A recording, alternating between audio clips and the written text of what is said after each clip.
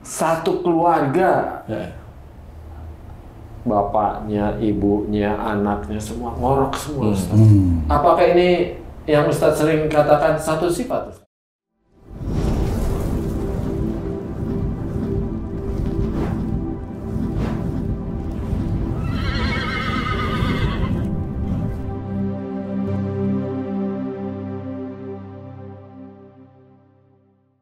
Bismillahirrahmanirrahim. Assalamualaikum warahmatullahi wabarakatuh. Waalaikumsalam warahmatullahi wabarakatuh. Para pemirsa dan sahabat beriman dimanapun berada, alhamdulillah kita berjumpa lagi di Ustadz Danu Official Channel.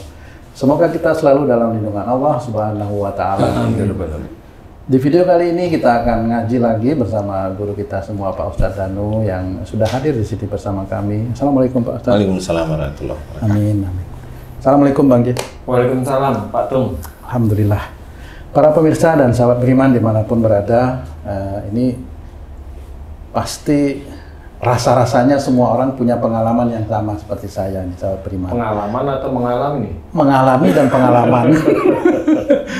Kadang-kadang kita lagi naik kendaraan misalnya ya, naik kendaraan baru aja duduk sebelah kita udah ada suara mendengkur gitu ya. Naik kereta, naik pesawat, di mana biasanya itu kita kadang-kadang terganggu, tapi kadang-kadang kita juga iri. Kok dia bisa gitu sih, kita nggak bisa? Itu kadang dari sisi baiknya itu kadang-kadang ya. Nah, Pak Ustadz, pengalaman saya itu Pak Ustadz ya, tentang dimanapun saya naik kereta, naik pesawat, itu baru duduk, ada aja orang yang mendengkur itu. Kadang-kadang kita itu terganggu, tapi kadang-kadang juga mikir, enak ya bisa kayak gitu. Sebenarnya orang yang mudah sekali mendengkur atau bahasa kerennya ngorok lah seperti itu Pak Ustadz, itu disebabkan oleh apa sih sebenarnya Pak Ustadz? Ya, Bismillahirrahmanirrahim. Assalamualaikum warahmatullahi wabarakatuh. Waalaikumsalam warahmatullahi wabarakatuh. Alhamdulillah. Memang ngorok itu hampir semua orang itu banyak yang ngorok, tapi ada juga yang enggak. Selama ini yang saya ketahui dari pasien-pasien saya yang termasuk ngorok itu ya, itu bisa berantem suami istri gara-gara ngorok. Saya terutama. Gimana maksudnya? Sering dimarahin saya. Sama? Istri saya. Kau baru nempel dan ngorok sana, kau begitu nggak bisa tidur aku. Nah, itu ribut gara-gara itu, mohon maaf. Nggak apa-apa, itu emang aslinya begitu, nggak perlu mohon maaf lah. Jadi biasanya orang yang ngorok ini biasanya diawali orang tersebut itu doyan bicara. Awalnya doyan bicara. Orang gemuk ngorok, belum tentu. Tapi orang itu doyan bicara, insya Allah itu awalnya. Doyan bicara, kemudian kelihatannya diem, iya coba amati aja, kalau dia udah ngomong gimana coba. Wah, memang diem, tapi kalau udah ngomong, wah. Kalau doyan bicara, apakah para dai-dai juga kena juga Ustaz? Jadi ada yang memang bener ada, memang betul ada. Kalau memang hanya cuma doyan bicara, di mana cara berbicaranya itu begini. Jadi doyan bicara itu adalah hanya melakukan aktivitas duniawi, ngomong aja, ngalor ngidul dan tidak manfaat seperti itu, tidak manfaat khususnya. Nah, para dai, kalau ini para dai, kan kalau para dai kan beda-beda dai ya. Beda-beda itu ada yang memang beliau-beliau itu dakwahnya Bismillah.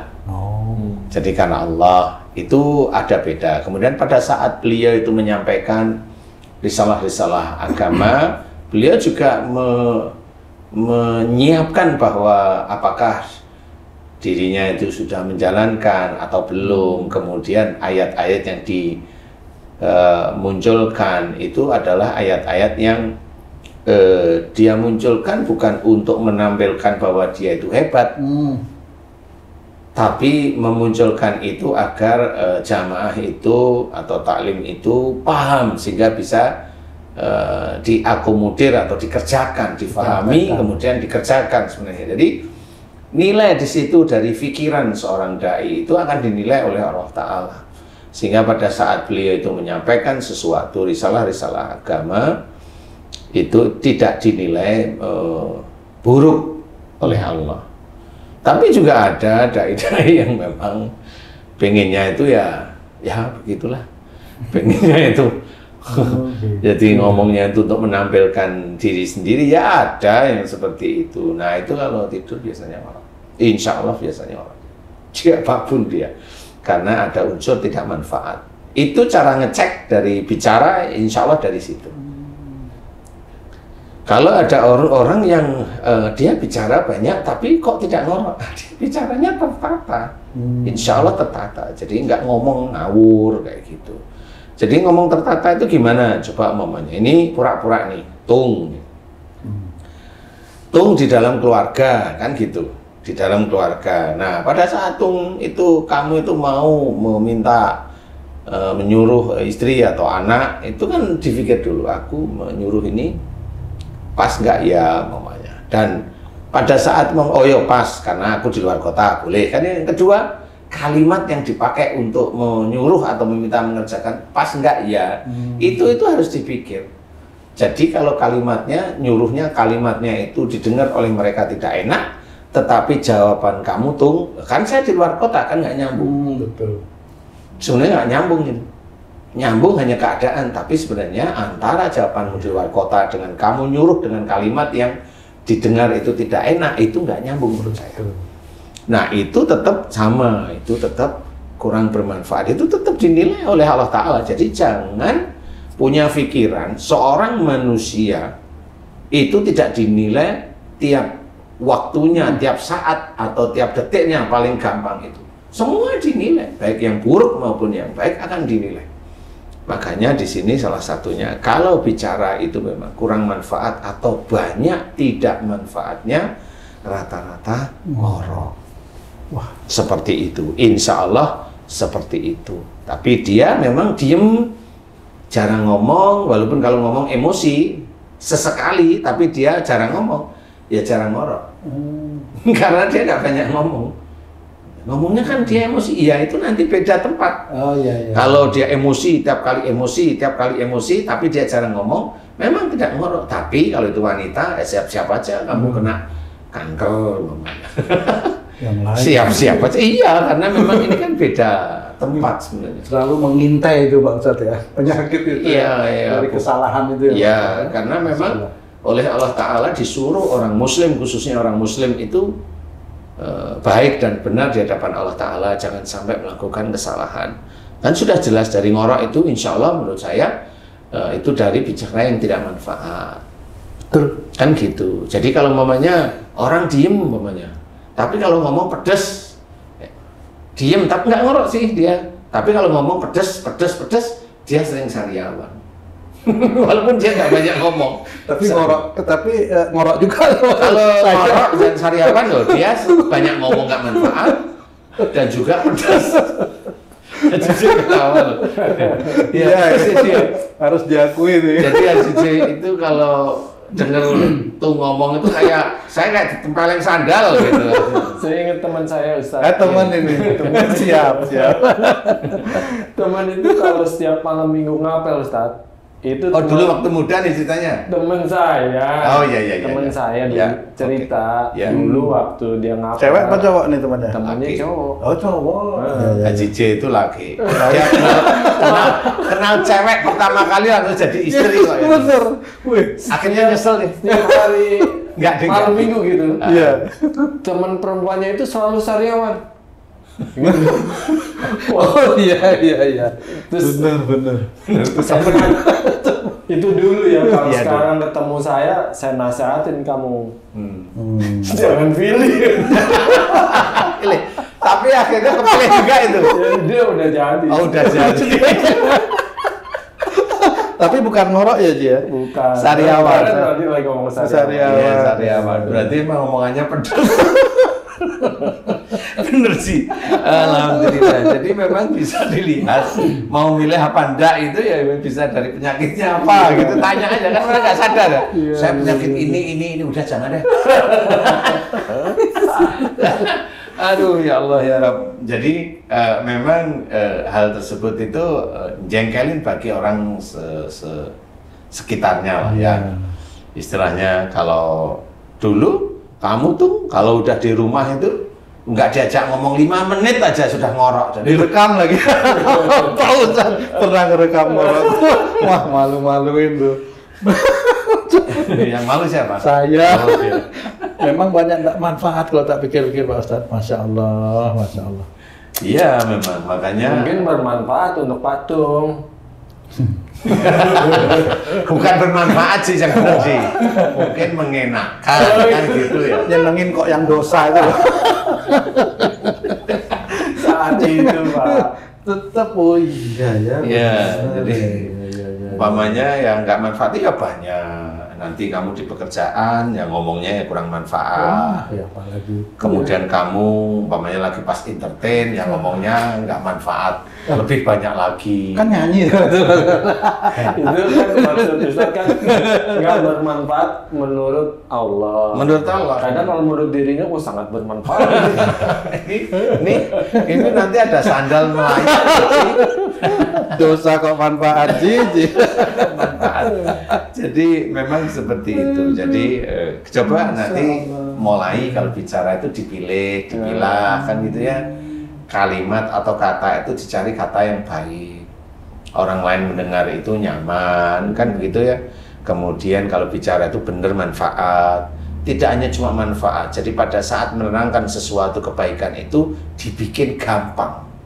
Nah, Tidak dibikin sulit. Nah, menerangkan kebaikan dibikin sulit ini orangnya ingin dihargai, diangkat. Sudah hafal, Haji J sampai hafal. Jadi dibikin gampang orang itu untuk melakukan suatu kebaikan. Gampang dicerna. Gampang Dipahami. Iya, betul. Nah, ini dia sudah memilih dan memilah kalimat-kalimat. Berarti dalam bicaranya pun itu disesuaikan dengan cara berpikir yang Islami. Jadi saya tidak mau bicara itu tidak manfaat, berarti dipilah. Terus dalam dia berkalimat itu beberapa jam itu otaknya dia selalu mengajak lisan yang keluar itu adalah baik. Dan itulah yang dicatat oleh Allah Ta'ala menjadi kebaikan. Jadi bukan berarti harus diam. Enggak, kalau memang itu yang diucapkan harus suatu kebenaran, ya diucapkan kebenaran, kan gitu. Tapi kalau dia mengucapkan, umpamanya ada seseorang nih, umpamanya nih pendakwah nih, dia mengucapkan kalimat yang mengajak taklim atau jamaahnya memusuhi saudaranya, ini sama, itu nggak manfaat selamanya dan akan menjadi dosa jariyah. Nggak boleh yang seperti itu.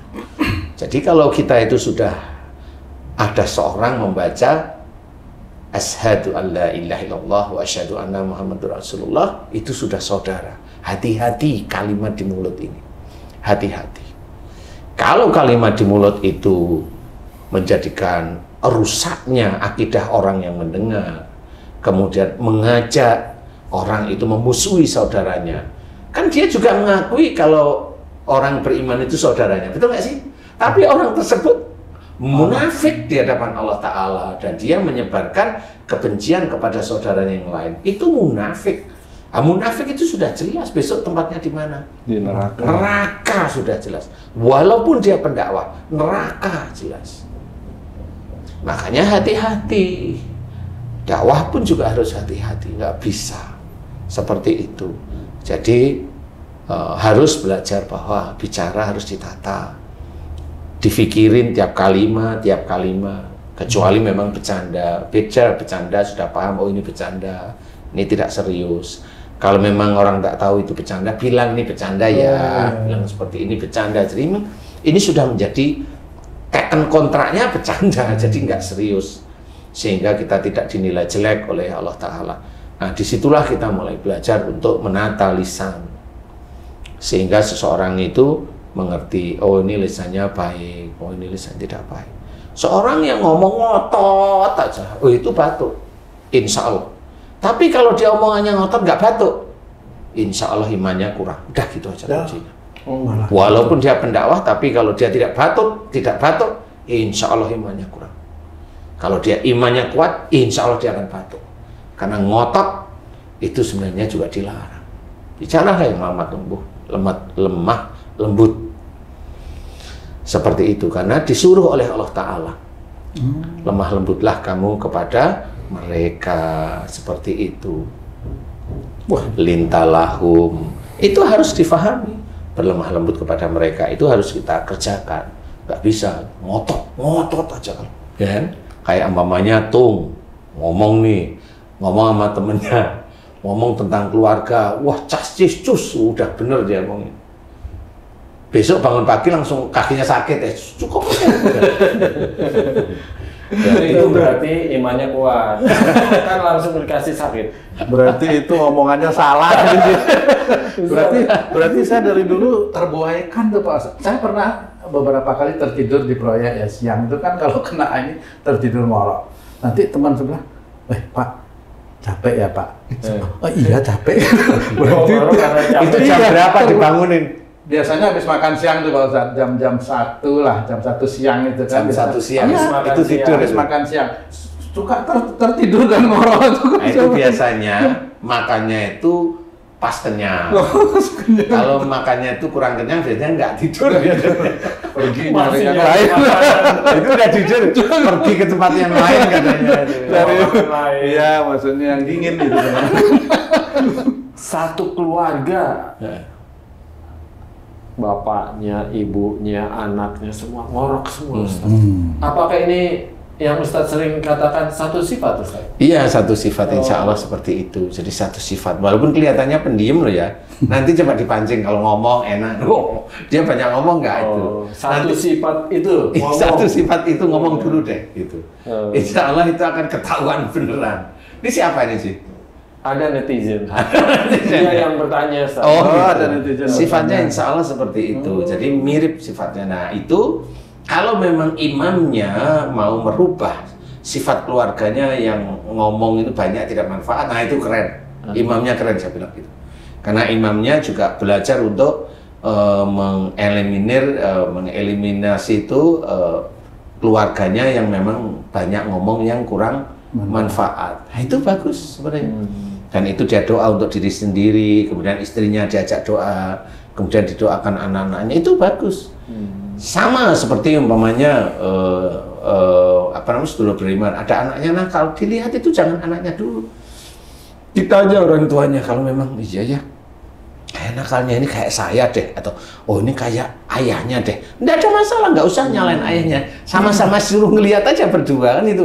Nanti kalau yuk kita mohon pada Allah yuk agar anak kita menjadi anak soleh. Nah di titik itu doakan agar anak itu mamanya sifatnya kayak ayahnya atau sifatnya kayak ibunya itu dimohonkan ampunan oleh Allah Ta'ala. Ya Allah jika anakku seperti ini sifatnya begini sama seperti diriku ya Allah aku mohon ampuni dosa-dosaku. Nah ini orang tua yang hebat. Orang tua yang mulai dia menata anaknya itu mulai dengan banyak memohon ampunan kepada Allah Ta'ala. Menujuku anfusakum. Iya, menuju ke arahku anfusakum wa ahlikum naro, itu sudah menuju ke arah sana. Boleh, dan itu nanti banyak. Nah, akhirnya disinilah keluarga. Kalau itu dikerjakan terus-menerus, semua kesalahan itu semuanya itu menyatu untuk mohon ampun kepada Allah Ta'ala. Nih baru nih, ini saya mendoakan mudah-mudahan besok di surga bertemu. Amin. Tapi kalau tidak mengingatkan, ya jangan seneng-seneng pengen ketemu di surga, mau nggak pernah ngingetin kan gitu. Mohon ampun juga jarang, mohon ampun hanya lip service saja, nggak bisa. Jadi harus belajar beneran agar mengerti bahwa kita sebagai imam itu benar-benar harus mengajari, harus mengerti, muhasabah sendiri juga harus kita yang muhasabah. Mudah-mudahan dari situ kita bisa belajar bicara yang manfaat, belajar untuk tidak emosional, kemudian kalau tidak manfaat ya boleh diem atau senyum-senyum aja, kayak Cici itu. Kalau lagi nggak ingin ngomong kan senyum cara yang manfaat, yang dimengerti orang gampang, jangan bicara yang tinggi-tinggi pusing, nanti pusing. Bicara yang tinggi-tinggi itu memusingkan ya. Agar orang itu biar dinilai pinter kali ya. Ya, cara yang baik-baik, yang manfaat, tekankan pada Allah Ta'ala. Mudah-mudahan itu bisa menjadikan nomor satu paling tidak Allah tidak mengizinkan kita ngorok, udah itu aja. Sehingga pasangan kita nyaman tidurnya. Ya insya Allah seperti itulah sedulur beriman ya. Jadi kita seperti cerita ini memang kita cerita santai tapi mudah-mudahan ini manfaat. Amin. Jadi kebanyakan ngomong yang tidak manfaat ya belajar untuk dikurangi atau dihilangkan lah ya. Walaupun sulit ya dikurangi aja. Tetapi belajar, semuanya kan dari belajar. Kemudian belajar ditata bicara, belajar ditata dalam berpikir ya. Jadi salah seperti itu mudah-mudahan dipahami. Kemudian mohon ampun belajar ngomong yang manfaat. Mudah-mudahan insya Allah nanti Allah akan memberikan jawaban, mulai tidak ngorok, mulai nyaman. Nah, kayak umpamanya orang yang nyaman umpamanya kayak tung umpamanya kamu udah nggak ngorok, umpamanya nyamannya bisa dilihat istrimu itu badannya subur. Nah, itu nyaman. Nyaman bener. Ya nyaman. Nyaman kan sih? Nyaman. Oh, nyaman. Sama Entar dulu dong, siapa dulu nih? Kemana dulu? Entar sama. Tapi emang sama sih. Kan gitu. Jadi berarti Haji J itu kalau tidur nggak ngorok katanya. Makanya istrinya merasa nyaman. Begitu ya. Sedulur beriman. Wallahu a'lam. Masya Allah. Terima kasih banyak Pak Ustadz penjelasannya, Masya Allah. Para pemirsa dan sahabat beriman dimanapun berada, demikian tadi penjelasan dari guru kita Pak Ustadz Danu mengenai satu hal nih, masalah kecil ngorok ya.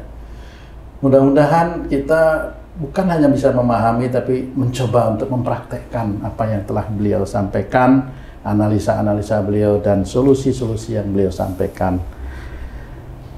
Mudah-mudahan semua ini bisa kita gunakan untuk meningkatkan keimanan dan ketakwaan kita kepada Allah Subhanahu wa Ta'ala.